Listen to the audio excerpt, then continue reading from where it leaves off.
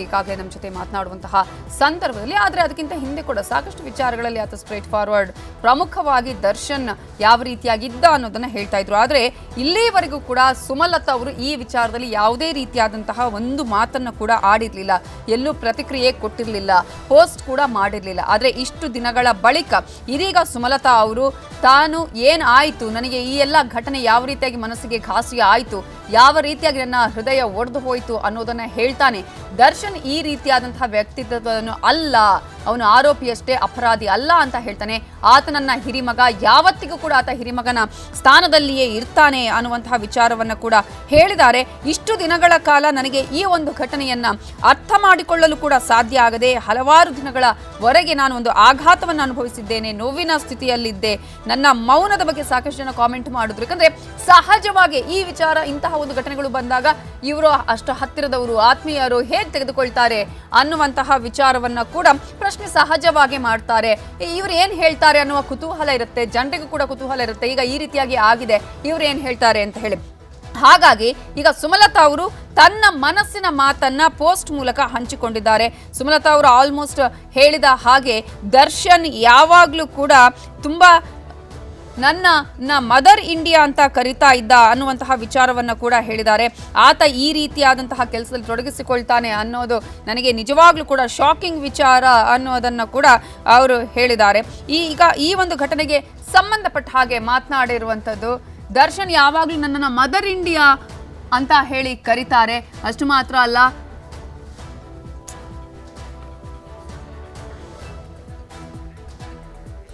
ಈ ಘಟನೆ ನನ್ನ ಹೃದಯವನ್ನ ಛಿದ್ರಗೊಳಿಸಿತು ಮತ್ತು ನಾನು ಅದನ್ನು ಅರ್ಥ ಮಾಡಿಕೊಳ್ಳಲು ಸಾಧ್ಯವಾಗದೆ ಹಲವಾರು ದಿನಗಳವರೆಗೆ ಆಘಾತ ಮತ್ತು ನೋವಿನ ಸ್ಥಿತಿಯಲ್ಲಿದ್ದೆ ಅನ್ನುವ ವಿಚಾರವನ್ನ ಕೂಡ ಹೇಳಿದ್ದಾರೆ. ಪ್ರಮುಖವಾಗಿ 44 ವರ್ಷಗಳಿಂದ ನಾನು ನಟಿಯಾಗಿ, ಕಲಾವಿದೆಯಾಗಿ ಸಾರ್ವಜನಿಕ ಜೀವನದಲ್ಲಿದ್ದೇನೆ. ಹಾಗೆಯೇ ಕಳೆದ 5 ವರ್ಷಗಳಿಂದ ಸಂಸದೆಯಾಗಿದ್ದೇನೆ.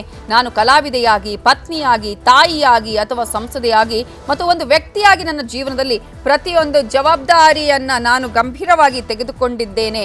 ಸಮಾಜದಲ್ಲಿ ಜವಾಬ್ದಾರಿಯುತ ವ್ಯಕ್ತಿಯಾಗಿ ನನ್ನ ಬಳಿ ಯಾವುದು ಸತ್ಯ ಅಥವಾ ಮಾಹಿತಿ ಇಲ್ಲದೆ ನಾನು ಅನಗತ್ಯ, ಅಸಡ್ಡೆ, ಬೇಜವಾಬ್ದಾರಿ ಹೇಳಿಕೆಗಳನ್ನ ಕೊಡೋದಕ್ಕೆ ಸಾಧ್ಯ ಇಲ್ಲ ಅನ್ನುವಂತಹ ವಿಚಾರವನ್ನ ಹೇಳ್ತಾನೆ. ನಾನು ಈ ವಿಚಾರಗಳಿಗೆ ಸಂಬಂಧಪಟ್ಟಂತೆ ನನ್ನ ನಿಲುವುಗಳನ್ನ ಹೇಳಬೇಕು, ಹಾಗಾಗಿ ನಾನು ಈ ವಿಚಾರದಲ್ಲಿ ಈಗ ಮಾತನಾಡ್ತಾ ಇದ್ದೇನೆ. ಯಾವುದೇ ರೀತಿಯಾದಂತಹ ನನ್ನ ನಿಲುವಿನ ಬಗ್ಗೆ ಅಭಿಮಾನಿಗಳಲ್ಲಿ ಗೊಂದಲಗಳಿಗೆ ಎಡೆ ಮಾಡಿಕೊಡಬಾರ್ದು ಅನ್ನುವಂತಹ ಕಾರಣಕ್ಕಾಗಿ ನಾನು ಈಗ ಇಂತಹ ಒಂದು ನಿಲುವನ್ನ ತೆಗೆದುಕೊಂಡಿದ್ದೇನೆ ಅನ್ನುವ ಮಾತನ್ನ ಹೇಳಿದ. ಸೊ ಒಂದ್ ಕಡೆ ಈಗಾಗಲೇ ಸುಮಲತಾ ಅವರು ಮೌನ ಮುರಿದಿದ್ರೆ, ಮತ್ತೊಂದು ಕಡೆ ಇವತ್ತು ನ್ಯಾಯಾಂಗ ಬಂಧನದ ಅವಧಿ ಮುಗಿದ ಹಿನ್ನೆಲೆಯಲ್ಲಿ ನಟ ದರ್ಶನ್ ಅಂಡ್ ಗ್ಯಾಂಗ್ ಅನ್ನ ವಿಡಿಯೋ ಕಾನ್ಫರೆನ್ಸ್ ಮೂಲಕ ನ್ಯಾಯಾಧೀಶರ ಮುಂದೆ ಹಾಜರುಪಡಿಸಲಾಗಿತ್ತು. ಈಗ ನಟ ದರ್ಶನ್ ಅಂಡ್ ಗ್ಯಾಂಗ್ಗೆ ಮತ್ತೆ 14 ದಿನಗಳ ಕಾಲ ಜೈಲೇ ಗತಿಯಾಗಿದೆ. ಜುಲೈ 18ರವರೆಗೆ ಡೆವಿಲ್ ಗ್ಯಾಂಗ್ಗೆ ಜೈಲೇ ಗತಿಯಾಗಿದೆ. ಜುಲೈ 18ರವರೆಗೆ ನ್ಯಾಯಾಂಗ ಬಂಧನವನ್ನ ವಿಸ್ತರಣೆ ಮಾಡಲಾಗಿದೆ. ಈಗಾಗಲೇ ನ್ಯಾಯಾಂಗ ವಿಸ್ತರಣೆ ಮಾಡಿ ಕೋರ್ಟ್ ಆದೇಶವನ್ನ ಹೊರಡಿಸಿದ್ದು, ಬೆಂಗಳೂರಿನ 24ನೇ ACMM ಕೋರ್ಟ್ ಈ ಆದೇಶವನ್ನ ಹೊರಡಿಸಿದೆ. 17 ಮಂದಿ ಆರೋಪಿಗಳಿದಾರಲ್ಲ, ಅವರೆಲ್ಲರ ನ್ಯಾಯಾಂಗ ಬಂಧನದ ಅವಧಿ ಇವತ್ತು ಮುಕ್ತಾಯ ಆಗಿತ್ತು. ಅಂದ್ರೆ ಜುಲೈ 4ವರೆಗೂ ಅವರನ್ನ ನ್ಯಾಯಾಂಗ ಬಂಧನಕ್ಕೆ ನೀಡಲಾಗಿತ್ತು. ಇವತ್ತಿನ ಅವರ ಅವಧಿ ಮುಗಿದ ಹಿನ್ನೆಲೆಯಲ್ಲಿ ಎಲ್ಲ 17 ಮಂದಿ ಆರೋಪಿಗಳನ್ನ ಕೂಡ ನ್ಯಾಯಾಧೀಶರ ಮುಂದೆ ವಿಡಿಯೋ ಕಾನ್ಫರೆನ್ಸ್ ಮೂಲಕ ಹಾಜರುಪಡಿಸಲಾಗಿತ್ತು.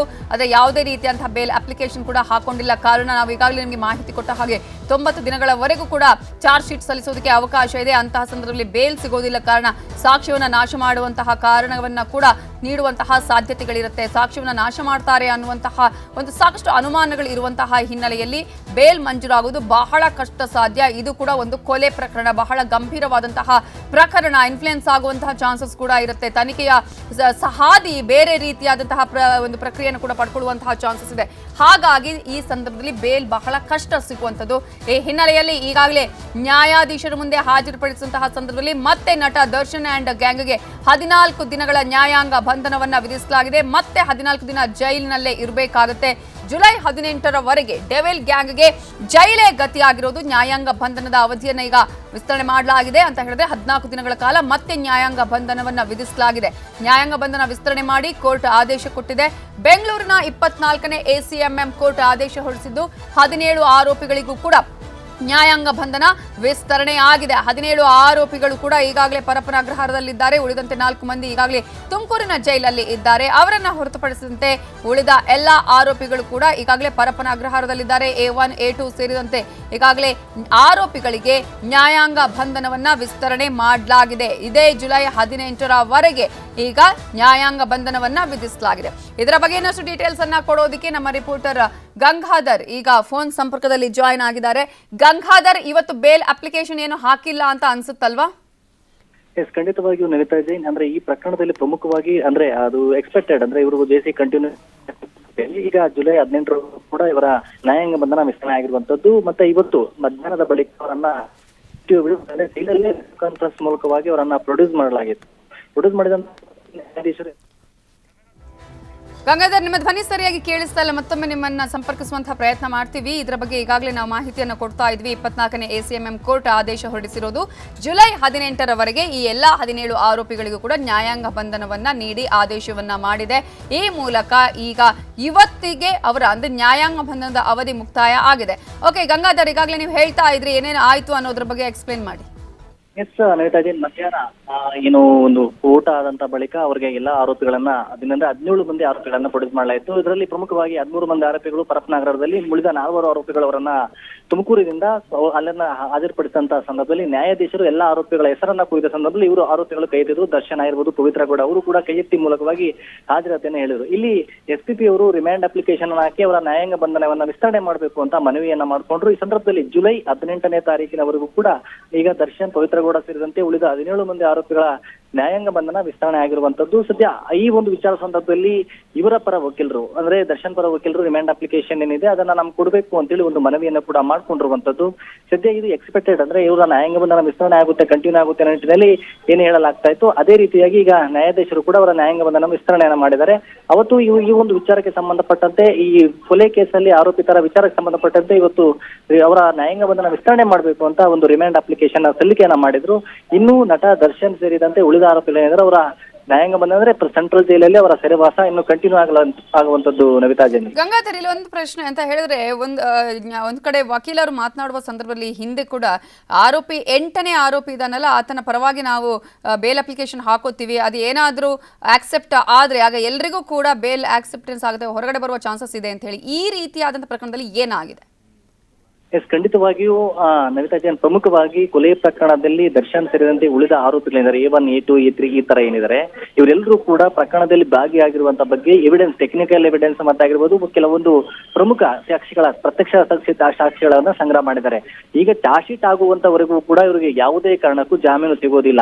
ಅಂದ್ರೆ ಇವರು ಜಾಮೀನು ಅಂದ್ರೆ ಚಾರ್ಜ್ ಶೀಟ್ ಸಲ್ಲಿಕೆ ಆದಂತ ಬಳಿಕ ಇವರು ಕ್ವಶನ್ ಮಾಡಬಹುದು ಅಥವಾ ಚಾರ್ಜ್ ಶೀಟ್ ಅಲ್ಲಿ ಆರೋಪಿಗಳ ಮೇಲೆ ಇರುವಂತಹ ಏನು ಉಲ್ಲೇಖ ಮಾಡಿದ್ದಾರೆ ಆರೋಪಗಳು ಸಂಬಂಧಪಟ್ಟರೆ ಅದರ ಆಧಾರಿತವಾಗಿ ಇವರು ಜಾಮೀನಿಗೆ ಅಲ್ಲಿಗೆ ಹಾಕಬಹುದು. ಆ ಸಂದರ್ಭದಲ್ಲೂ ಕೂಡ SPP ಅವರು ಬಲವಾಗಿ ಅದನ್ನ ವಾದ ಮಾಡಿದಂತಹ ಸಂದರ್ಭದಲ್ಲಿ ಕೆಲವೊಂದು ಪ್ರಕರಣಗಳಲ್ಲಿ ಅವರಿಗೆ ಜಾಮೀನು ಸಿಗೋದೇ ಡೌಟ್. ಆದ್ರೆ ಈ ಒಂದು ಕೊಲೆ ಪ್ರಕರಣ ಇಡೀ ರಾಜ್ಯಾದ್ಯಂತ ಸಂಚಲನವನ್ನ ಸೃಷ್ಟಿ ಮಾಡಿತ್ತು. ಅದರಲ್ಲಿ ಇಷ್ಟು ಕ್ರೂರವಾಗಿ ಕೊಲೆ ಮಾಡಿರುವಂತ ಬಗ್ಗೆ ಸಾಕ್ಷ್ಯಾಧಾರಗಳನ್ನ ಪೊಲೀಸರು ಕಲೆ ಹಾಕಿದ್ದಾರೆ. ಅದ್ರ ಬಗ್ಗೆ SPP ಅವರು ಕೂಡ ರಿಮ್ಯಾಂಡ್ ಅಪ್ಲಿಕೇಶನ್ ಅಲ್ಲ 2 ಬಾರಿ ಅವರನ್ನ ಕಸ್ಟಡಿಗೆ ಪಡ್ಕೊಂಡು ವಿಚಾರಣೆಯನ್ನ ಮಾಡಿರುವಂತದ್ದು.